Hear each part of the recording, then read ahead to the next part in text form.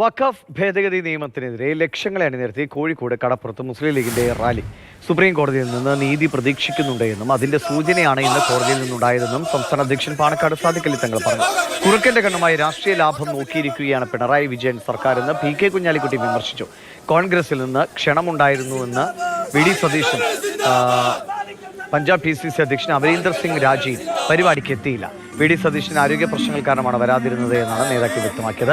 Amarinder Singh രാജിക്ക് സ്ഥാപനങ്ങൾക്കെതിരെ ED summons നൽകിയെന്നും അതുമായി ബന്ധപ്പെട്ട തിരക്കുകൾ കൊണ്ടാണ് എത്താതിരുന്നതെന്നും മുസ്ലിം ലീഗ് സംസ്ഥാന ജനറൽ സെക്രട്ടറി PM S സലാം വ്യക്തമാക്കി. പക്ഷെ കാവൽക്കാരൻ തന്നെ